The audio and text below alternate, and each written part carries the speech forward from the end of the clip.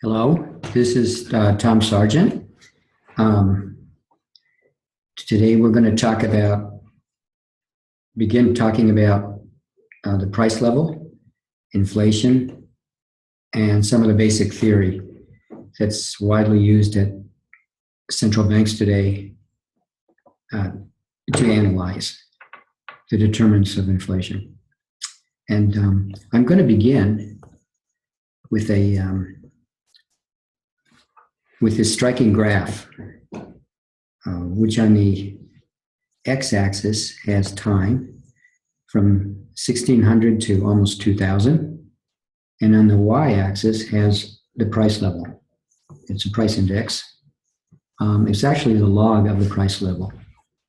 It's the log of the price level, and we actually don't need the log scale until 1914. So from 1600 to around 1914, the price level in four quote-unquote hard currency countries basically remained the same. There were fluctuations. There were big fluctuations actually right during this period. This period is the French Revolution, and this period is the Napoleonic Wars. Except for those periods, prices were stable for over 3 centuries. During this period, the world is on a gold standard, so on something a gold or a silver standard, in which money is either a gold or silver coin or a piece of paper, which is a warehouse certificate for gold and silver. And what you'll notice is that things changed in 1914. And after 1914, in various steps, the world went off the gold standard. And the 20th century is a period in which all countries, including the hard currency countries, struggled with trying to learn how to achieve price stability when we were off the gold standard. So the theme of this lecture is going to be, actually this is going to be a pair of lectures. The first part, I'm going to talk about the two great threats to price stability on the way to giving you the theories that guide policymaking today. So the first threat to price stability, which we're going to focus on in this lecture, is the temptation to exploit the Phillips curve. The second is the temptation to use the printing press to raise revenues for the government. And that's going to be the subject of another lecture. So a theme that's going to go through both of these is credibility and what that means. We're going to talk a little bit about, in this lecture, about the theory of reputation, which is equivalent with the theory of credibility. And we're going to talk about what we mean by my being credible and my having a good reputation, or the Federal Reserve having a good reputation, or the Federal Reserve being credible. Spend some time. So I'm going to begin by talking about, again, the temptation to exploit the Phillips curve. And our basic tool here, our basic framework, is going to be the so-called NAIRU model, or natural rate of unemployment model, of unemployment and inflation, or employment and inflation. And if you recall, the NAIRU means that the N means non-accelerating inflation rate of unemployment. It's a mouthful. It's also called the natural, what Milton Friedman called the natural rate of unemployment.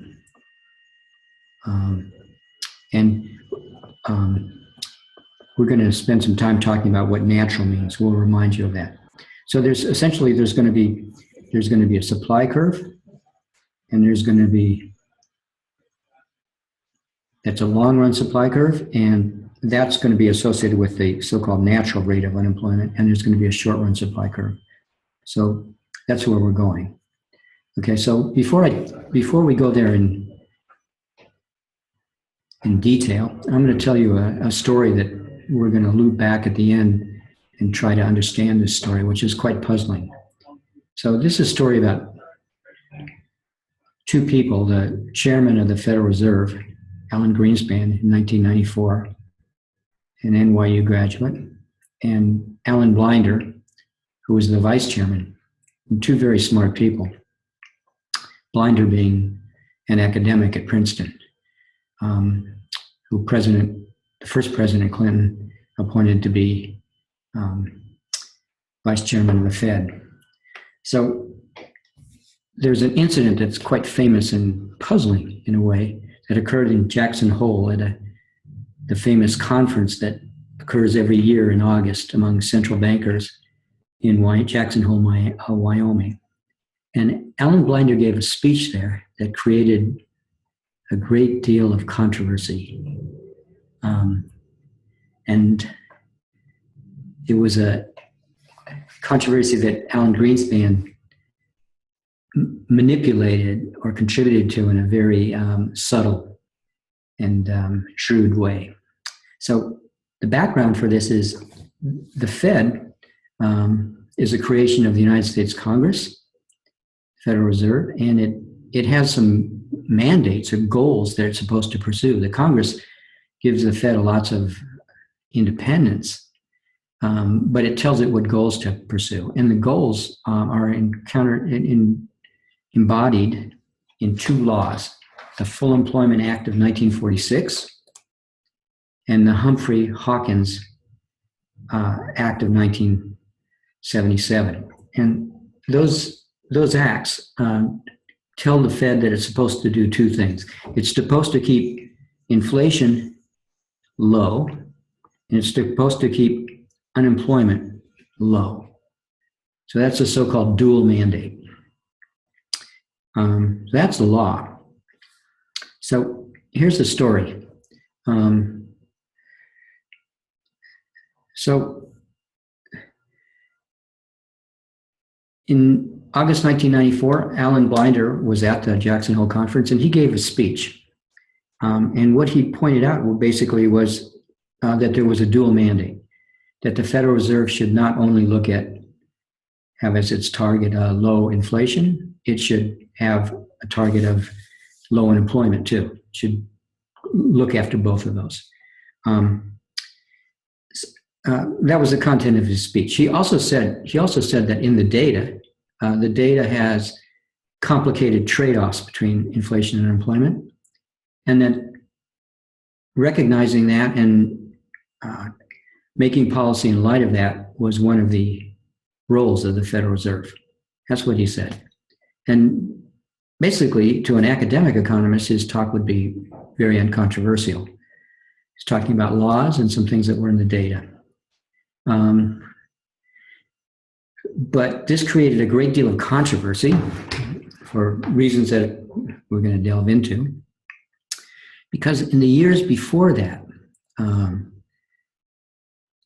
in the 1980s and early 1990s, Paul Volcker and then Alan Greenspan, the Fed under Paul Volcker and Alan Greenspan, was gradually reducing inflation.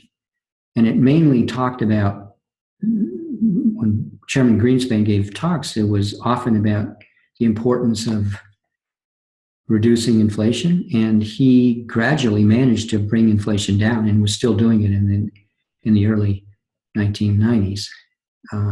So there was a lot of talk about inflation and much less talk about unemployment. Greenspan was known as focusing on inflation and not mentioning unemployment very much.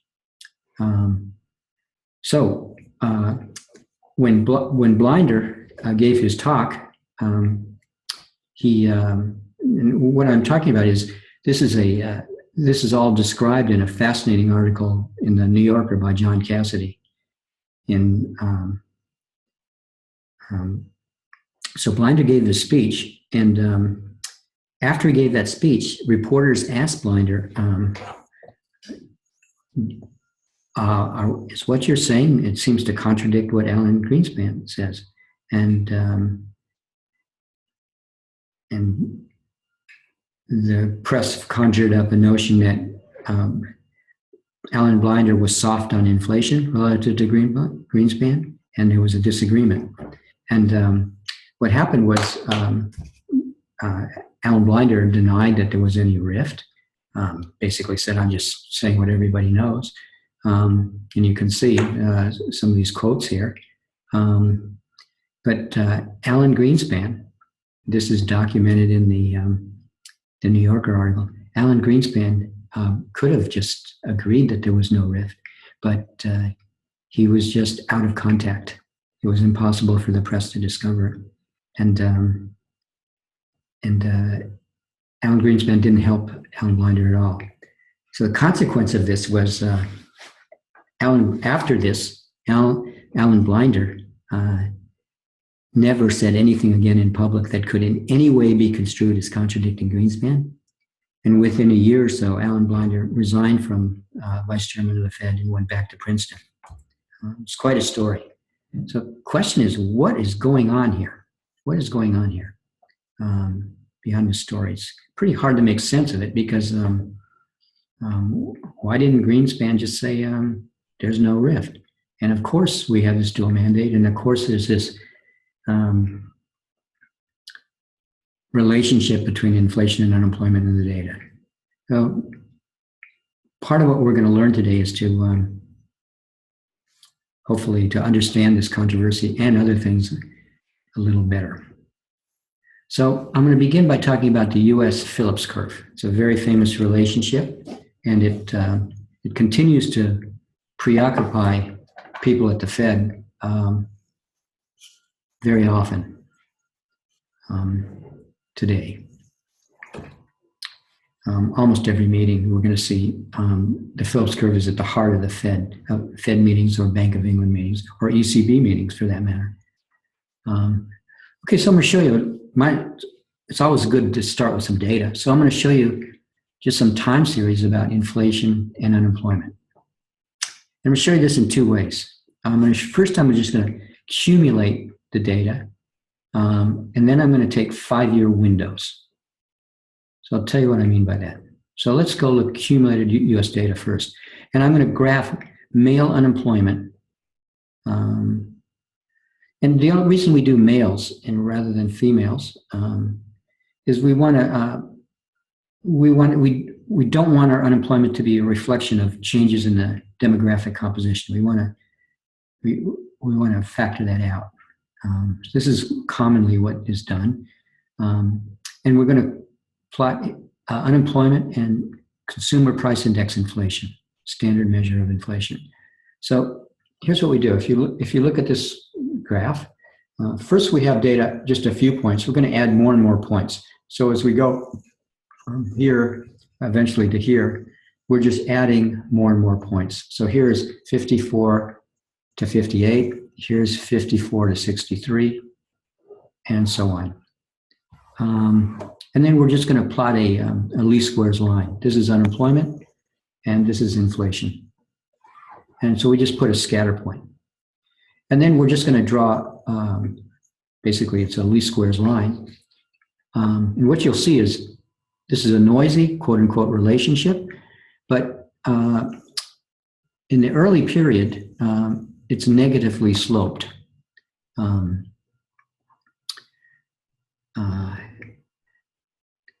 It's noisy, but negatively sloped. And what people like Paul Samuelson and Robert Solow wrote a famous paper, basically these data. And they said that there's this Phillips curve, they call this the Phillips curve in US data, that shows that there's a trade-off or a negative relationship between unemployment and inflation. Lower unemployment tends to be associated with higher inflation, or higher inflation with lower unemployment, same thing. But as we add more and more data, you'll see it holds up here. and then it continues to hold up here. But then as we add more and more points, and some people, many prominent economists said this was a trade-off that policymakers should take. They should tolerate a little more inflation in order to drive unemployment down. So you could interpret one thing the United States did is it actually tried that experiment. In the 1970s, we generated more inflation. There's some more points up here. And as we did that in the United States, the relationship between inflation and unemployment straightened out. The so-called trade-off between inflation and unemployment vanished when we increased inflation. And these data were very much on the mind of, look where we're stopping, 1993, right before the Jackson Hole Conference. And so of course, both Blinder and Greenspan knew these data, but Greenspan's taking from these data that he looks at them and says there's not a trade-off. But let's look a little different way. Let's look cumulative. Instead of accumulating, let's take five-year moving windows. So here's 54 to 58. Here's 59 to 63, and so on, all the way. And what you'll notice, for every 5-year window, there's a negative relationship. There's a negative relationship. Now, the location of the relationship changes. But in the quote-unquote short term during these 5 periods, even during this period of very high inflation in the 1970s, there's still a negative relationship. Actually, if anything, it's tighter than before. And 78 to 83, that's our very high period of inflation at the beginning. There's a tight relationship. Now, the location has changed. It's like it's drifted up. It's like something was down here, started drifting up. So every subperiod, there is a negative relationship, but it seems to drift over time. That's what's in the data. Okay, so our job is to understand this. We're going to take a model, a famous model, the NARUD, or Natural Rate of Unemployment, and we're going to try to look for the smoking gun. And the smoking gun that we're going to look for is what causes, or how can we interpret what causes the drifting up or down of the short-term relationship between inflation and employment. That's what we're going for. That's what we're going after. Okay. Actually, you can see this drifting relationship if we just plot inflation and we plot unemployment. You'll see, like, during this period, where there's high inflation and high unemployment, there's still an inverse relationship. We saw that earlier. So during every subperiod, there seem to be some inverse relationships, but it shifts. Its location is shifting. That's what we want to understand. Okay. So to understand that, we're going to do a little investment in game theory. So this is going to seem to be a detour, but it's actually going to give us a tool that's going to be very important for our understanding. And it's going to be interesting in its own right. Most of you have seen a version of this before, but I'm going to give you a reminder of the key message. Okay, so we're going to talk about game theory. We'll take a very simple game. So let me remind you what a game is. What's a game? And we're gonna follow a great mind, John Nash, and take some messages from him. We're gonna use the concept of a Nash equilibrium. So what's a game? So a game is consists of the following thing. It's a list of players. It's a list of actions for each player. Sometimes those are called strategies. So it's a list of players, it's a list of actions, it's a list of payoffs. And those payoffs are going to be functions of payoffs to each player as a function of everybody's actions. That's a mouthful. There's going to be a list of payoffs to everybody as a function of everybody's actions. And then the final thing is there's going to be a timing protocol. So who chooses what? Who chooses what when? And we're going to write down a game, and it's going to be identical in terms of the list of players, the actions for each player, the payoffs, but we're going to change the timing protocol. We're going to change the timing protocol. And we're going to see is those are different games that give rise to different outcomes. So the timing protocol is going to matter. And that's going to be a very important thing in the theory of unemployment with the natural rate. So here's this famous game. It's called the Battle of the Sexes. So here's the deal. There's going to be a column player called C and a row player here. The column player makes choices that are in the column. So the two actions, I have to tell you, so I've told you a list of players, 2 players, row player, column player. Their actions, boxing, ballet. And what boxing means is after work today, I'm going to go to the boxing match. Ballet means after work today, I'm going to go to ballet. The row player chooses boxing or ballet. They can go to boxing or ballet. So here's the deal. In the morning, these 2 people live together and they like each other. And in the morning, they say, in this scenario, they say, let's go out together tonight. They both say, great. But they forget to say where they're going to meet. Are they going to meet at the boxing match or the ballet match? The ballet. They just forget to say that. So during the day, they don't communicate with each other and they're trying to figure out where they're going to go. That's the story. Now, I'm going to show you some payoffs. And the payoffs are going to be, the convention is we're going to put the payoff to the row player and then the payoff to the column player. So if they both go to boxing, the row player gets 5 in utility, you could think in utils, and the column player gets 4. If they both go to ballet, it's flipped. The row player gets 4 and the column player gets 5. So what that tells you is the column player would rather go to ballet if they were together. The row player would rather go to boxing.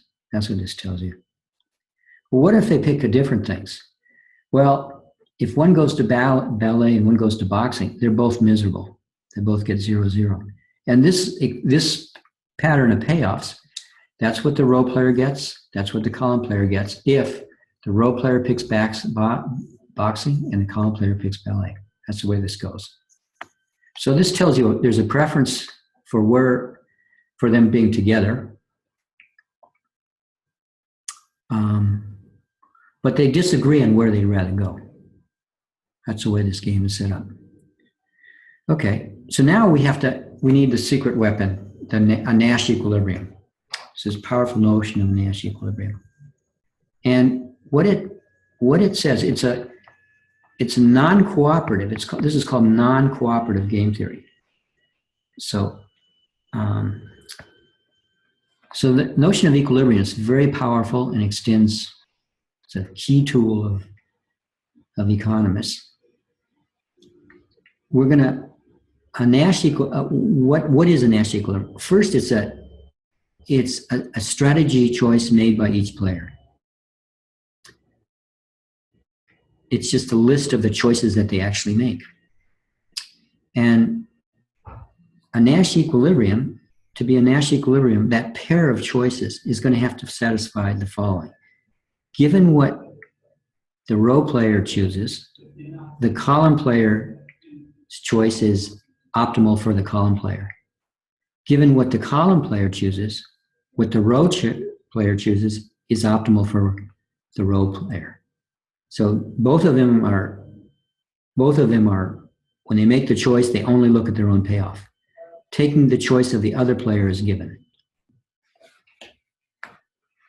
I think you can see, if you think about it, why we call this non-cooperative. Okay, so now it's our job to figure out what's the Nash equilibrium. Okay, so this is a key concept. Okay, so here we're going to go. So the battle of the sexes, it's going to go like this. Well, I'm putting a circle around something that I think is a Nash equilibrium. So you can ask, is boxing a Nash equilibrium? Well, the answer is going to be yes, because look, given that the role player chooses boxing, if the role player thinks that, if the column player thinks that the role player chooses boxing, she's going to choose boxing anyway, because 4 is greater than 0. If the role player thinks that the column player chooses boxing, they're going to choose boxing too, because 5 is greater than 0. So boxing is a Nash equilibrium. Satisfies that test. But 4-5, ballet is a Nash equilibrium too. So this is a situation in which there are 2 Nash equilibria. The theory doesn't predict which one. Okay, so there's 2 so-called pure strategy Nash equilibria, 2 possible outcomes. And this is under the timing protocol that we both choose simultaneously and sort of with ignorance of what the other player's going to do. This is so-called a normal form. Okay, so now what we're going to do is we're going to change the timing protocol. We're going to change the timing protocol. So we're going to call this a so-called extensive form. And everything in the game is going to be the same, except there's going to be a change in the timing protocol. So this is the way this is going to go. The role player is going to move first.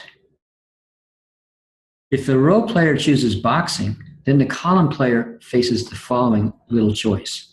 You can choose boxing and get 4. You can choose ballet and get 0. So what's it going to do? It's going to choose boxing. On the other hand, if the role player chose ballet, the column player has a choice. It can choose ballet and get 5, or choose boxing and get 0. So it's going to choose ballet. Now, we're going to use backward induction.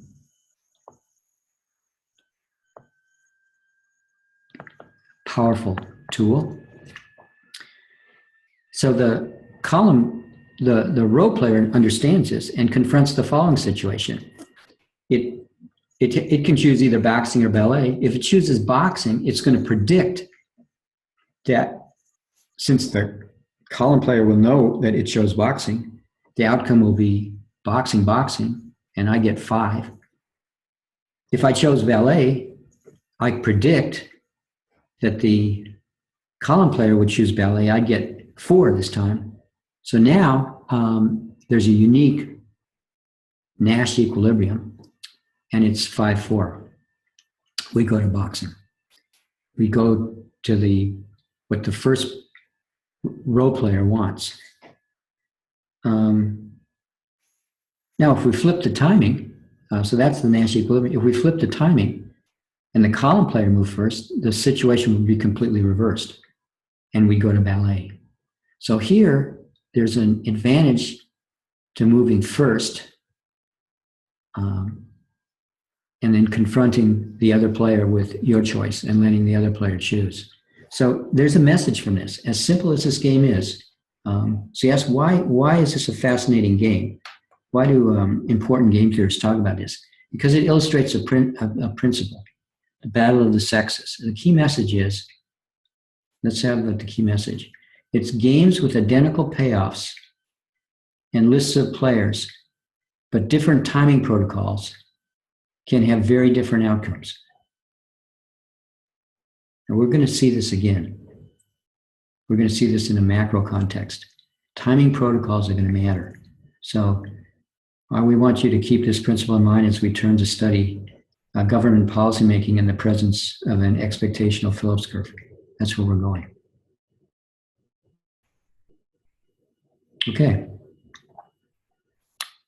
So, and we're going to talk about the theories of the Phillips curve. This is going to be a reminder of things you've seen in the past, but we're going to put it to work in the context of the kinds of considerations we've been talking about when we talked about the game theory. Okay, some reminder, some notation. Delta P, or that change in the price level or the log of the price level, is inflation. And that's going to be actual inflation. Then there's also going to be expected inflation. We're going to put an E. So these are potentially different things. Expected inflation are what, by that we mean what the public thinks inflation will be. The public is going to form expectations of inflation before it actually happens. And then this is going to be the key thing that famous expectational Phillips curve contributed by Milton Friedman and Edmund Phelps, and used very extensively by Robert Lucas and Edward Prescott. So these are giants in the field of macro. They all worked in this framework. So the idea is inflation is going to be equal to what people thought was inflation, what was going to be expected inflation, whenever unemployment is equal to something called U star, called the natural rate of unemployment. And theta is going to be, theta is going to be a positive number. So stare at this. So what this tells you is when pi equals pi e, that's going to imply and be applied U is equal to U star. That's what this tells you. That's what this equation implies. And it also implies that if when pi is not equal to pi e, then U is not equal to U star. So these things are going to go together. Okay, so let's put this in a graph. We're going to put employment on this axis, which is the employment rate, which is going to be 1 minus U. And I'm going to put inflation on this axis.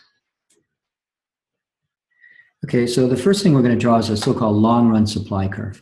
And what does long-run mean? Well, here it means, it's tempting to match this up to those long-run regressions for the whole period that I put in the beginning. But in the theory, it means when pi is equal to pi e, if there's no discrepancy between the rate of inflation that had been expected, and pi, the actual rate of inflation, then we're on the long-run supply curve. And in that case, you'll verify that U is equal to U star. So here is U is equal to U star, the natural rate. That's what's going on there. So our theory, that little line that we had, one of the things it implied was that there exists some vertical line like that. And the key thing is the long-run supply curve has no trade-off between inflation and employment. The slope is infinite, if you will. Okay. Now, what's the short-run supply curve? The short-run supply curve, what short-run means, pi e is fixed, possibly exogenous, and this means pi is equal to pi e. It's not fixed. Pi is fixed and pi perhaps not equal to pi e. That's what differentiates these two. So there's actually a family of short-run supply curves. That's the formula for it. And there's one for pi e equals 5%. There's a different one for pi equals 0, and so on. Okay, so now this is really important because what we have is, remember when we had the graphs that I showed you? What we wanted to know is what might have been causing those negatively sloped lines. Why were they negative? Because there I plotted, instead of 1 minus u, I plotted u. I just flipped things. So that converts those negatively sloped lines to positively sloped lines. We noticed that they drifted up over time. And that was just an empirical fact. Well, so what this theory is building in is they will drift up. These short-run Phillips curves will drift up if expected inflation drifts up. So that's our key thing. This pi e shift is what's causing or accounting for the upward drift in the Phillips curve. That's where we're going. Okay. So now I'm just going to put what the government's preferences are basically on the version of the same graph. So I'm going to have a government have a loss function, which is minus what it likes. So I'm going to tell you what the government dislikes. It doesn't like inflation. It doesn't like unemployment, and it doesn't like inflation. And its ideal point, what it loves is 0, 0. It wants to set u equal to 0, and it wants to set inflation equal to 0. Low unemployment and inflation at 0. That's what it wants. And if you remember from high school geometry, this is a formula for a circle. So the government dislikes both inflation and employment. We're building that in. Okay, so there's our long-run supply curve again. Now we want to put the government's indifference curves. So earlier look what we had before. We had the government's opportunities here, given pi e or not given pi e, either this line or one of these lines describes the opportunities available to the government or the Fed at any point in time. And now we want to say what its preferences are. So we're just going to have indifference curves. You can see where we're going to go. So that's one indifference curve. And by the way, we'll come back. That's one indifference curve. Here's a higher indifference curve. Higher government utility is going to the right. That's the way this looks. And you'll notice there's a tangency point right here. The tangency of the indifference curve, this is 0, 0 here. That's what that point is. The tangency of the indifference curve describing government's preferences to the long-run supply curve is going to be an important number to us. It has pi equal to 0, and it has u equal to u star. You check that out. And what this says is the best point that the government can achieve along the long-run supply curve is just to have 0 inflation. That's built into this theory. Okay. But what about, is that the best point, quote unquote, in the short run? Meaning, if pi is not equal to pi e. So again, this has pi e equals 0. That's what's true along the long run curve. Remember, along the long run curve, pi is equal to pi e, all along the long run curve. So expected inflation is varying 1-for-1 with actual inflation here. But what about in the short run, where we've described short run in a particular way? Well, in the short run, we have the following situation. For a given level of pi e, let's say 0, if inflation expectations were 0, let's say, so we set we set pi e equal to 0 here. What you'll notice is at pi equal to 0, there seems to be a trade-off. There is a trade-off between inflation and unemployment. If we have higher inflation, we'll have a higher employment rate and a lower unemployment rate.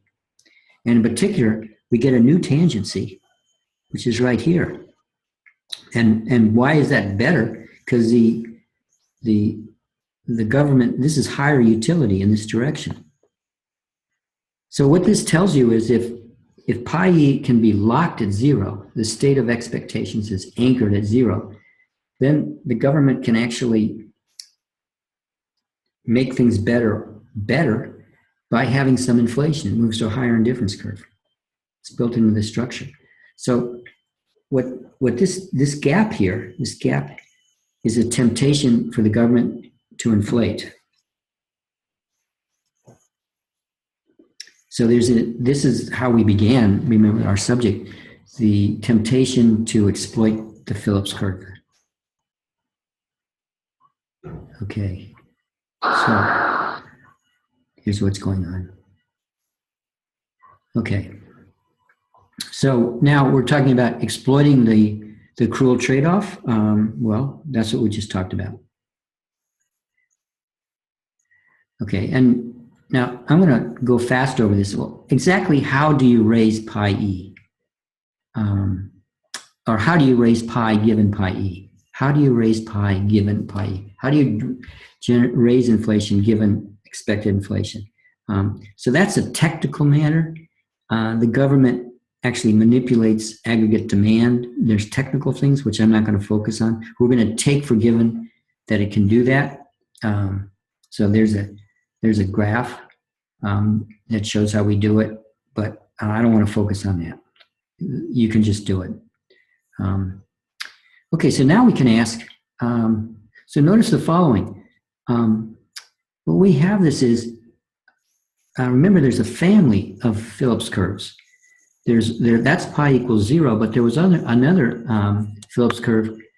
There was a whole family of them. And what are they indexed by? They're indexed by different levels of pi e. This pi a 5%, pi 8%, and so on. There's all this whole family. So now we can talk about the government having a best response function. Given pi e, there's a mapping from pi e, and this is just the locus of tangencies.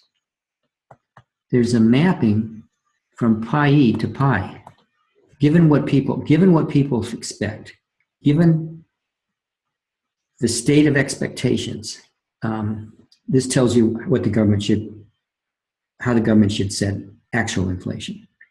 And again, how do we get it? The best response is determined from an expansion path. The government takes pi e as given, and there I've given various levels, and I just connect up the tangencies. And I read off various levels. So here, there's something interesting. G of 0 is greater than 0. G of 0.05 is greater than 0.05. But G of 0.1 is equal to 1. So here the government has some temptation. Here the government has some temptation. And here the government has no more temptation because inflation is so high. Expected inflation is so high that the government, if it moves inflation away from either higher or lower, it actually gets on a lower indifference curve. Okay, and this is what famous economist Nancy Stokey calls a Nash. She calls this a Nash equilibrium. That is, and we're going to see why in a minute. She calls that Nash inflation, and she's going to label this indifference curve R. The payoff there is R sub n in honor of John Nash. Okay, so so this graph is really important, and it motivated this famous paper by Kidlin and Prescott, for which they were awarded the Nobel Prize.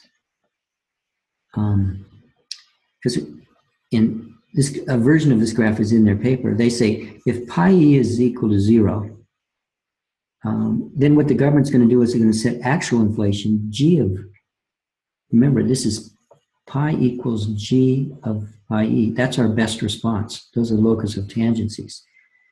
If expected inflation is 0, the government's going to set actual inflation greater than 0. If inflation, and they're going to posit if pi is greater than pi E, then what's going to happen is they thought pi E will adapt. Pi E will become bigger. Once it becomes bigger, let's say the Phillips curve shifts, say up to 5%. And that causes the government to increase inflation even more.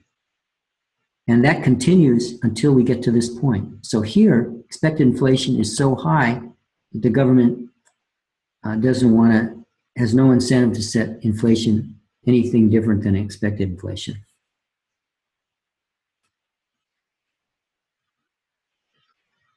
Okay, we're going to come back to that. Okay. So the government has the one way to say that is the government has a best response that looks like that. That's pi equal, that's a function of pi E. But now we put the private sector on the table, and we have, we're going to put rational expectations on the table. So we're going to have two timing protocols now. We have two timing protocols. And the first protocol, so now we're getting back, remember the battle of the sexes where I said timing protocols are important? Well, we're going to have timing protocols being very important here.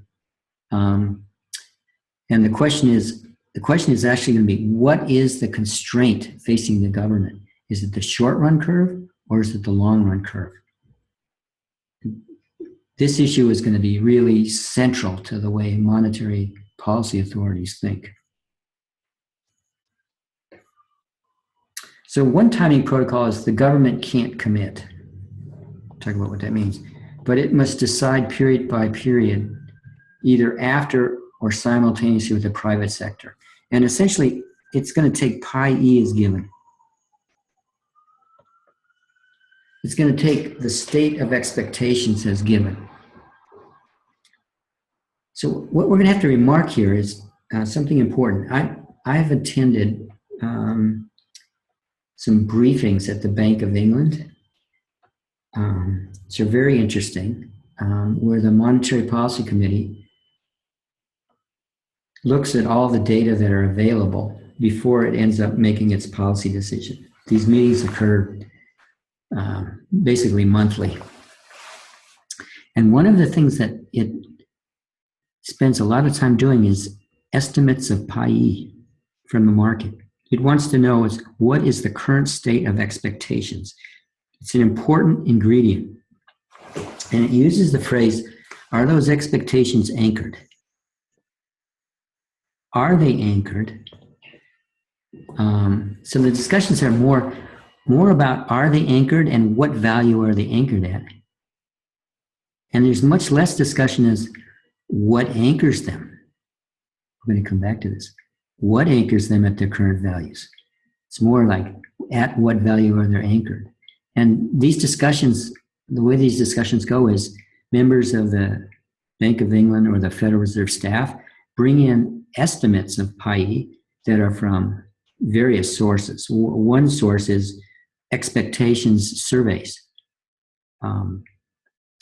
There are data on inflation expectations. People conduct surveys of various market participants or economists. Another source is from bond prices. The British government and the American government both issued two kinds of securities. One is a non-indexed security, not indexed to inflation.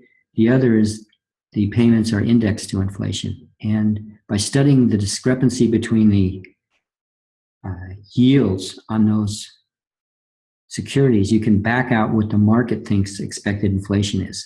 It's fairly technical, but this is done, and these outcomes of these measures are looked at by the monetary authority. So that's all about what's pi E, what's it anchored. And under this timing protocol that we're talking about, the government or the monetary authority is going to take pi e as given. That means it's asking, where is the short-term Phillips curve located? Where is the short-term supply curve located? That's what it's doing. The other protocol is, so this is a no commitment. The government decides first. The other is, it's quite different. The government commits to an inflation policy, and in recognizing that its inflation policy can be used to manipulate pi e, and it can manipulate it beneficially. So here, the whole thing is the government has a theory about where pi e is anchored. And pi e isn't just something exogenous here to the monetary authority. It's determined by the monetary authority. It's determined by its policy, because the vision is the monetary authority actually goes first, and it exploits rational expectations. So in this little model, rational expectations are the private sector's expectations are actually correct. If you read that, inflation is actually ends up equal to what people had thought. And now here the government knows this, so it flips it on its head. The government realizes that it can cause expectations to adjust by setting pi. So there's a theory of causality here. What anchors inflation? Actually, what anchors in expectations of inflation? What inflation actually is. So this whole theory is devoted to asking not where is inflation anchored, it's that if we can kind of go first in terms of the battle of the sexes that we talked about, we can actually anchor expected inflation wherever we want. That's the idea here. Okay, so, well, we're going to put this into our little graph and see where we go. Okay, so here, in a Nash equilibrium, as we said, the government chooses the best response to pi e, but the public has rational expectations. And Kidlin and Prescott said this leads to a bad outcome. And the reason is it's a bad outcome because of this. And let's get our picture again. So in Nash equilibrium, we're at that point, and instead of being at 0, 0, we get inflation that's higher. We get pi equal to pi e, all right, but we still get unemployment equal to natural rate, because if pi equals pi e, you can't budge unemployment away from its natural rate. So, so that's what we call Nash inflation. Higher inflation, no better unemployment. And remember those graphs we looked at for the for the United States. In the long run, there did seem to be a vertical Phillips curve, and Greenspan's very aware of that. We'll come back to that. Okay, so what's the optimal policy with commitment with Ramsey? Well, the optimal policy there is, so here again, we just review this again. The government chooses first, assuming that the public will catch on and set pi e equal to pi. So again, the causality goes from I set pi, and that's going to imply pi e equals pi.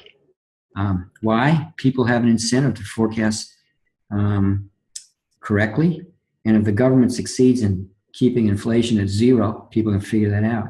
In Argentina, if the government sets inflation at 25% a year, expectations are going to be 25% a year pretty fast, because people care vitally about it. That's the theory. So, well, here, this means that the government chooses the best inflation rate subject to U equals U star. That's our vertical line.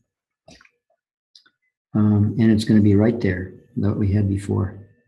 So, here the government, in effect, is choosing pi e in this setup. Okay, so again, there's our picture.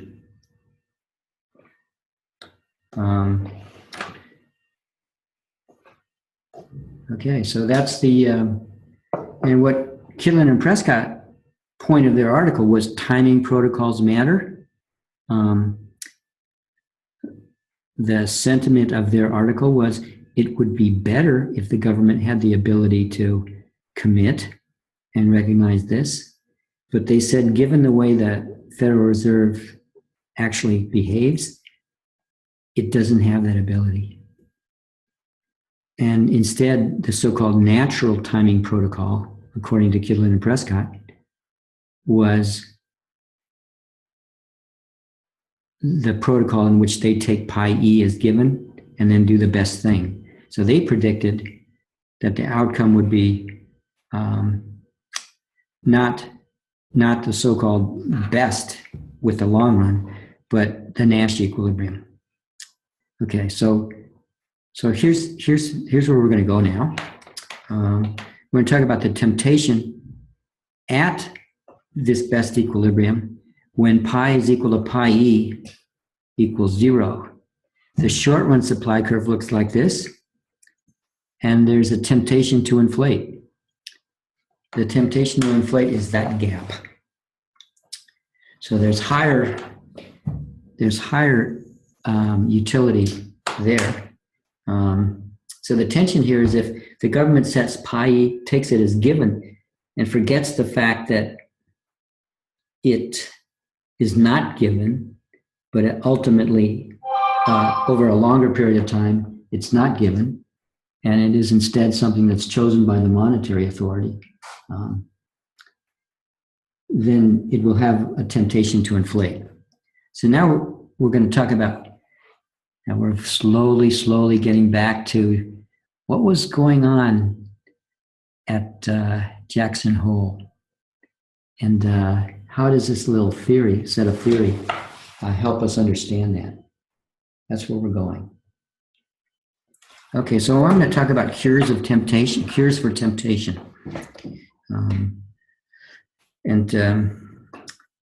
One is, we're going to call it repetition, or another word would be reputation. So we're going to talk a little bit about the theory of reputation. The other is appoint an ignorant central banker. How could that be? Particular ignorant. And the next is appoint a heartless central banker. And all three of these have been used as devices in the serious literature on optimal monetary policy to try to get around this temptation to inflate. Okay, so let me talk about reputation and repetition first. So this is a beautiful and important theory. So here's the way this is going to go. We're going to take exactly the same model that we had before, but instead of just being a static model, what we described before is going to be going on every period. So there's going to be time is going to be going on, and what at any point in time the government is going to be choosing a vector of use. It's going to be looking into the future, and its policies are going to be determining UT plus UT, UT plus 1, UT plus 2, and so on, as well as this vector, inflation today, inflation tomorrow, inflation into the future. And what it's going to care about is its loss or return each day. And we're just going to discount into the future with a discount factor, delta. So if delta is close to 1, it means we really care a lot about the future, almost as much as today. If delta is very close to 0, we just care about today. So delta is going to be pretty important to us. So the idea is we're going to repeat. Okay, so now what's going to happen is, okay, so this is going to be an interesting object. We're going to talk about sometimes it's called a grim trigger. We're going to talk about a trigger strategy. It's going to be a theory of how the private sector forms expectations about inflation. See, now, every period, the private sector is going to come in with a pi TE. But there's going to be a different, this is now depending on T. That's what we've added. So what's going to happen is people are going to look back. When they form pi T, they're going to look back and see what the government's done. So here's the deal. If the government, remember our little graph, here's U star. Here's 1 minus U star. That was our graph. There's 0. In the long run, if the government had always set, inflation equal to 0 in the past, the government had always set inflation equal to 0, I'm going to set pi t equal to 0. As long as the government set 0 in the past, I'm going to set it to 0. But if it ever, in any period, or in any period in the past, if it set pi t equal to some higher number, actually for a lower number, I'm now going to say that I expect inflation to be up here, pi Nash. And that's the value at which, remember, that tangency, much higher. I'm going to say it did there. So as long as the government always said 0, my expectations are that. But if ever deviated, I'm just going to immediately say inflation is going to be at that higher value. Now, this theory of reputations, this trigger, we're going to show that this is actually an optimal way to form expectations, in a certain sense. Okay, so associated, there's now going to be 3 one-period payoffs that we already had. There's the Nash, there's what we call the Ramsey, that's the optimal, and there's a temptation. Let's see, I think I have a slide. Yeah, here's the deal. Here's the levels. This is what I called Nash. It's up here. It was associated with this point. Here's what I called Ramsey, this one right here. It's associated with this point. And here's what I'm calling, we name it D for deviation. So these RNs, RRs are indexing these 3 possible indifference curves. And remember, there's our expansion path, and utility is increasing in this direction. Okay.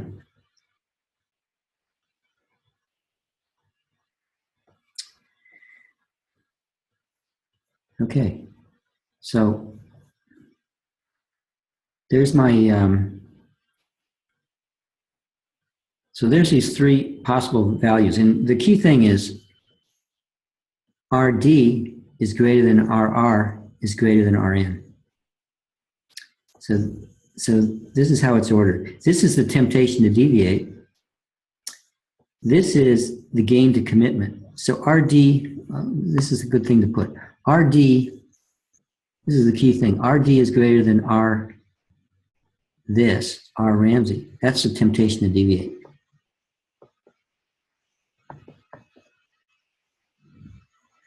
Okay, what does this mean? RR greater than RN. This is the value of, oops, what happened? Oops. Sorry about this. This is the value of commitment.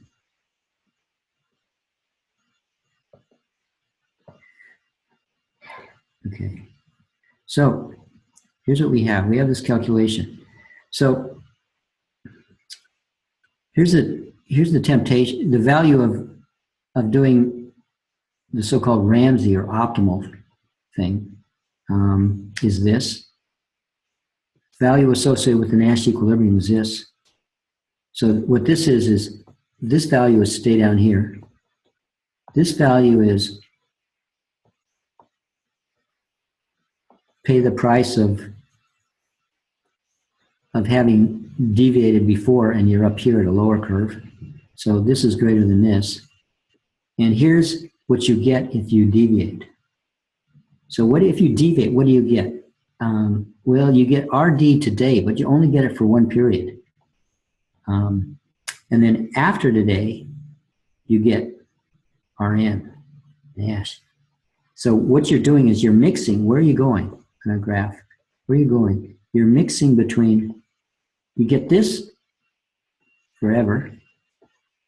You get, what do you get today? Instead of getting this, you get this today. You get 1 minus delta times this. So you get a gain today with a eternal punishment. This is the gain. And actually, so what we can do is, this is the gain here.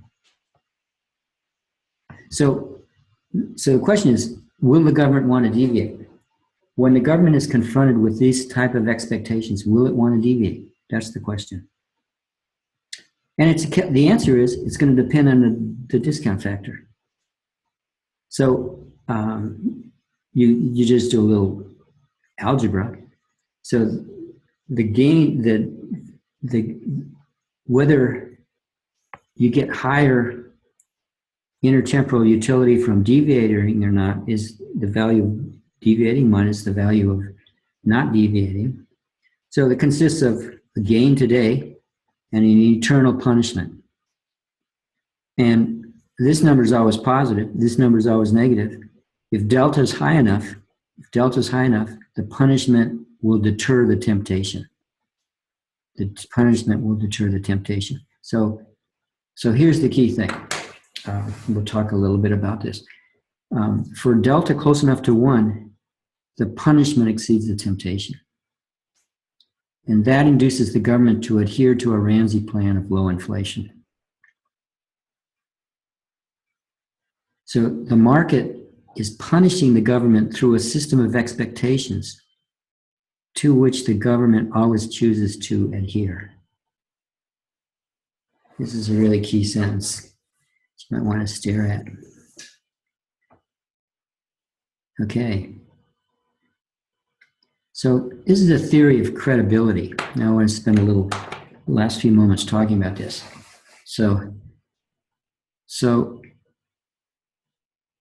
I want to talk about credibility and reputation. So I'll just give this definition. The government's policy is called credible if it is in the government's interest to adhere to it at every moment under every contingency. It's credible, meaning other people are going to believe it if, when they think about what the government's incentives are, the government's going to confirm this policy.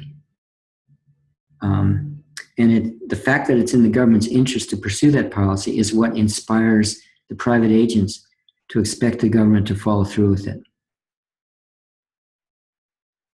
So there's a lot going on here. And let's think about it the following way. This could be a government or it could be two people. And what you'll notice, so think about this a little bit. Think about the word reputation. What you mean by it. Reputation. So let's put it this way. Let's say I have a good reputation, or I have a bad reputation, or I have a reputation for doing such and such. You could ask, what does that mean? And when I say I have a good reputation or Sergeant has a good reputation, in whose head is that reputation? Where does that reside? If I was on an island all by myself, would I have a reputation? No, you need at least two people. So my reputation is inside your head. And so what is it? So let's say we'll make this like this. My reputation is, let's say, you're the public and I'm the monetary authority.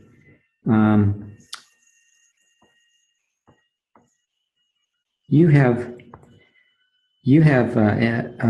an expectation that you're forming about what I'm going to do with inflation, and it's going to be some function of the information. So that's in your head. It's about what I'm going to do. But my reputation is is your opinion about what my decision rule is going to be.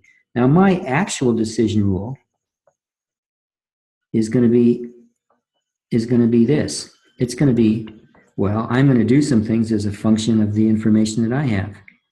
And under rational expectations, which is all over game theory, and you'll notice it's all over the theory of credibility we've talked about, that H is the same function,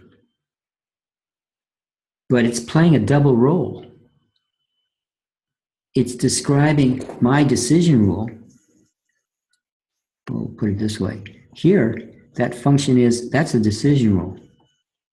Of course, I can't spell decision rule. So that's saying what I'm going to do as a function of my information, but it's also your forecasting function. So under rational expectations, that forecasting function is my decision rule and vice versa. That's what rational expectations means. My decision rule is, if you're a good forecaster, you try to get your hands on that and use it to forecast the future. So this single object, this function H, plays a dual role in this theory. It's both a forecasting function and it's a decision function. And the whole theory of government policy is your theory of my decision rule. It goes beyond this little formula. And your theory about what I'm going to do is based on what's in my interest. Like you're an economist. You predict I'm going to do what's in my best interest. So that's what's in this definition.